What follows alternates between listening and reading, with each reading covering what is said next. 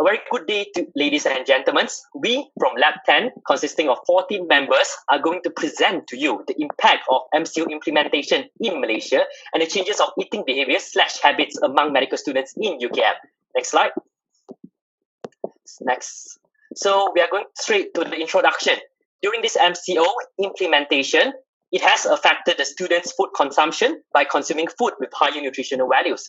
There was an increase in the frequency of eating and changes in the eating patterns among the students. We also believe that the MCO implementation had also affected the student financially, where the students living in their parents experienced reduced food expenses, while students living in the campus experienced increased food expenses. For literature review, we are going to focus on 3 items. First, nutritional content. In Malaysia, nationwide dietary intake data was collected for the first time in 2003 and then subsequently in 2014. The practice of eating out had become a trend among urban workers, students, and even families because they could not go home to eat or because there was no food at home. Factors such as working away from home, working mothers, and food varieties, both local and international, serve at many premises, encourage the practice of eating out.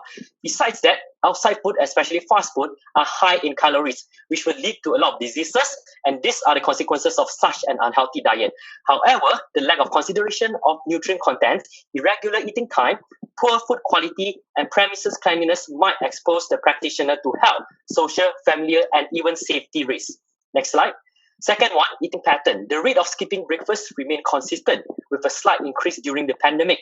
Lunch remained the main reported meal before and during MCO. Compared to before MCO, people were much more likely to have a late night snack or meal during MCO. A study done confirms that eating late night meals could have various negative health effects. Basically, the later you eat, the lesser your body is prepared to sleep, which can also have adverse effect on your memory and efficiency for the next day. Next slide, please. The third one, food expenses. Food expenses of medical students before and during MCO implementation are not the same. Malaysians who have been eating out, ordering in and packing food from restaurants have spent less than 20 ringgit on individual meals before the MCO period and during the MCO period. 30% who have been cooking at home say they spend 100 to 200 ringgit on grocery before the MCO period, while during MCO period, 33% of them say they spend more than 300 on grocery itself. Next, our objective, we are going to explore on the main objective. The general objective is to evaluate the changes in the lifestyle, especially dietary habits of students during the implementation of MCO. We also have 3 small objectives here. First, to investigate the changes of nutritional content in the diet of students before and during the implementation of MCO. Secondly, to investigate the eating patterns of students in relation to MCO. Third, to know the food expenses of medical students before and during MCO. Next, for hypothesis, first one, during MCO, students tend to consume food with higher nutritional values. Secondly, during MCO, there's an increase in the frequency of eating and changes in eating patterns among students. Last but not least, during MCO, the food expenses are reduced for those who stay with parents, while the food expenses are increased for those who stay on campus. Now, allow me to pass it to the next presenter, Saranya. Okay, so for methodology, the research design of the study was a cross-sectional study. The duration of the study started on October 2020 till November 2020. The study population were medical students of UKM who have been in movement control order that started on 18th of March 2020. The questionnaires were self-administered with a sample size of 100 respondents. The sampling technique of this research was random sampling. For the statistical analysis, the tests that were carried out were chi-square, kappa test, and magnomer test. And the significant value, for the significant value, the p-value is less than 0.05. Next slide. Okay, so for questionnaires, the questionnaires were divided into 4 sections, into 4 parts, where the first part, part A, talked about the background of the students, that discusses about the age, gender, course, year of study, staying place before and after MCO, weight before and after MCO, and the height of the students. The second part is about the nutritional content, where the questions discussed about fruits and vegetables consumption, carbohydrate consumption, protein, snack and fluid consumption, cooking method of the students. And then the third part discussed about the eating pattern of the students, which discussed about the number of meals, quantity of food taken, frequency of supper, and the time of taking the meal. The last part, part D, talked about the food expenses spent on the food, obviously. So it discussed about the average family expenses, amount of money spent on food, amount of pocket money, and changes in financial status. Yeah, that's it. So I'll pass it to Dania. Next, we go to descriptive analysis. Okay, from our respondent, it consists of 72% of female and 28% of male, consisting from first year until second year students. And based on our research, we conclude that accommodation of students before MCO, majority of students stay at college, which is 75% of students stay at college and 25% stay at home. After implementation of MCO, there are increase in number of students who stay at home, which is 95% and 5% stay at college. Okay, next we go to changes in nutritional contents of students before and during MCO.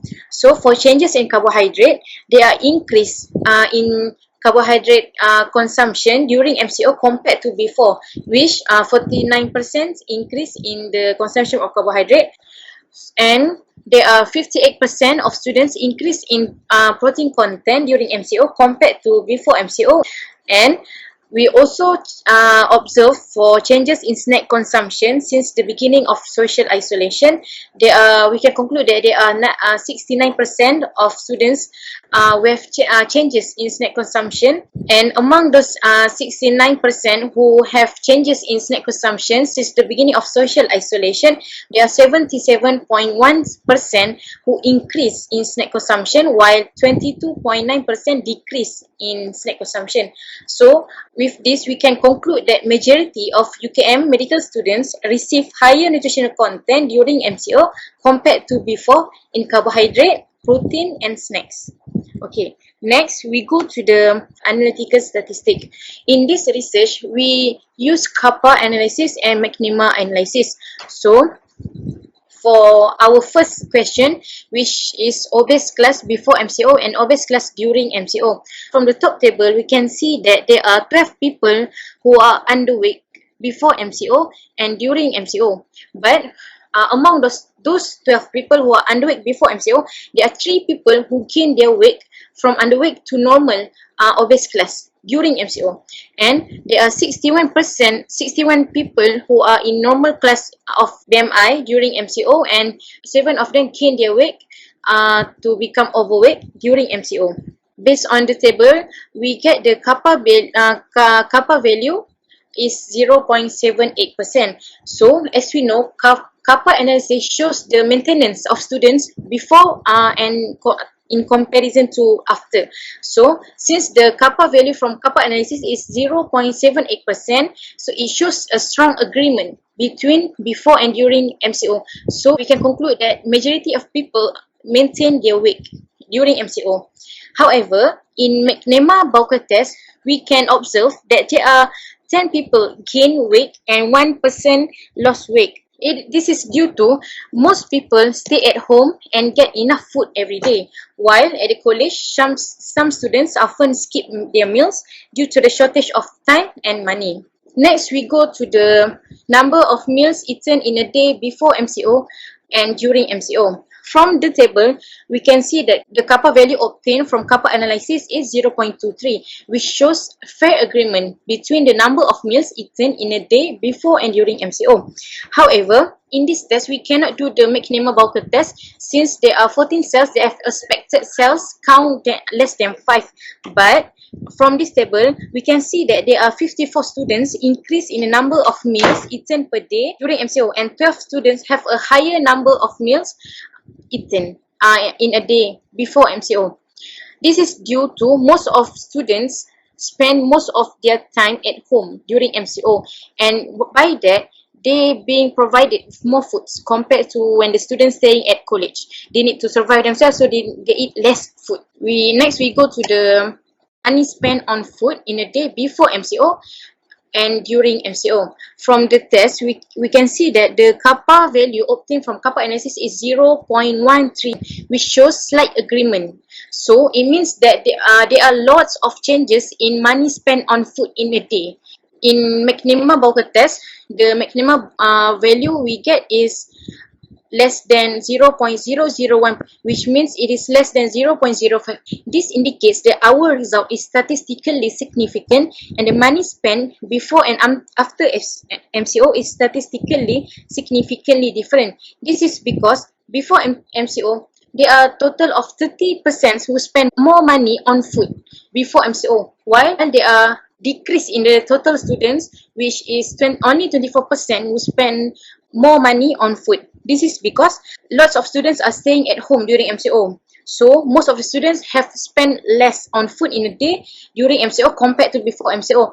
In comparison to students who live at college during MCO, they need to spend more money. They need to survive themselves. And for the pocket money before MCO and during MCO, from the table, the kappa value obtained is 0.225, which shows fair agreement between pocket money before and during MCO. However, for McNemar Bowker test also cannot be counted due to the 26 cells, they have expected cells count less than 5. From the kappa analysis, since we only get fair agreement, so this shows that most students didn't get pocket money during MCO as they were getting free food and didn't spend any money, since most of the students spend their time more at home, so their food is being provided by the parents, so they do not need to worry about it.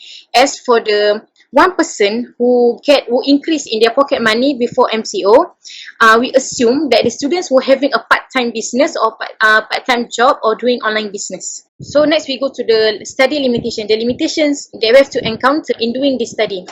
Okay, first of all, the study was a single institution study, which the studies only involves the medical students in UKM only. So, the sample size was too population specific and small size to be generalized to all medical students. So, we have lack of deep research and we also have time limitations to finish this research. And as we have the implementation of MCO again in Selangor especially, so we have limited face-to-face interactions, which makes the communication and discussion limited. So, I think from this, we can conclude that the MCO implementation had affected the students' food consumption by consuming food with higher nutritional values. Secondly, there was an increase in the frequency of eating and changes in the eating patterns among the students, and the MCO implementation had also affected the student financially, where the students living with their parents experienced reduced food expense, while students living in the campus experienced increased food expenses due to they need to survive by themselves. So I think that is all from our group, and these are all our references. Thank you.